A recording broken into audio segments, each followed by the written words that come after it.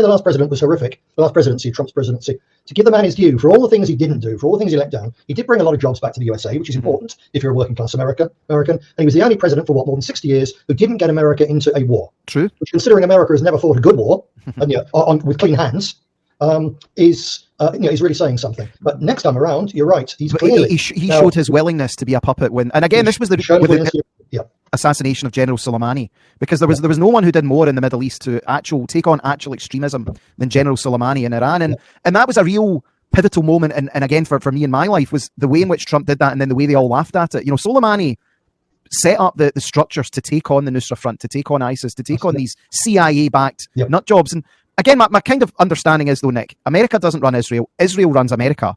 Israel wants to go to war with Iran because, again, say what you want about Benjamin Netanyahu. Netanyahu is the outstanding Jewish politician for the state of Israel of the last 100 years. He is a towering figure over Israeli politics, and he is not stupid. He knows what's happening. He recognizes there is a short window here, and he realizes that, as you say, if they allow Iran to go nuclear, if they allow Iran to become a dominant player, America then collapses. Israel's basically knackered. It's game over for Israel, the Jewish homeland in the state of Israel. Therefore, they have to do something against Iran. They don't have a choice. Something has to happen. They have no choice, especially because if you look how the war's going, it's now 5 months, and this huge, apparently mighty army against a few thousand ragtag terrorists with AK-47s and some missile launchers, they're not winning that war.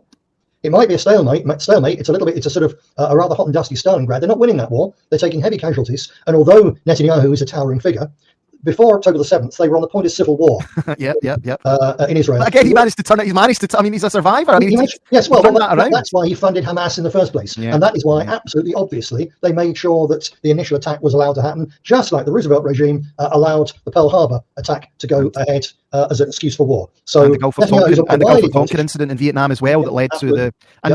time again. So Netanyahu is wily, but it doesn't help necessarily being wily if you're in an impossible situation. I get the impression that they're very near to being in an impossible situation, which makes our situation hopeful, but also very dangerous, because when they're in that almost impossible situation, they're quite capable of doing something crazy. I'm sure, David, you're well informed. You've heard of the Samson option. 100%. Whereby they've got most of Israel's illegal nuclear missiles are targeted against Tehran and so on. They're targeted against London, Paris, Berlin, and the Edomites, the Amalekites, who have to be destroyed before the Jewish Messiah can come back. People talk about, rightly about the Islamic nut jobs of they're even more dangerous and so on, or the Christian Zionist nut jobs like Reagan and George W. Bush, who thought press the nuclear bomb and all the true Christians will get beam me up, Scotty, straight up to heaven.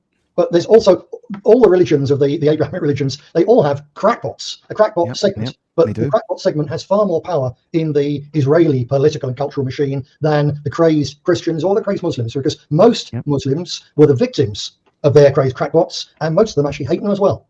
Yeah, I think, again, that's what I'm trying to get across to people. Do you not realise that this state in the Middle East is holding you hostage? They're holding the vast majority of politicians hostage through the Jeffrey Epstein paedophile blackmail ring, where they have compromising material on the vast majority of these populations. They're also blackmailing them financially, because that's an easy way to buy people. But as you say, militarily as well. The Samson option is real, where I'm trying to, and it's a bang in your head against a brick wall trying to explain this to people that, look, they would, if they felt threatened, they thought the Europeans were going to allow them to die again, they would not hesitate to attack us.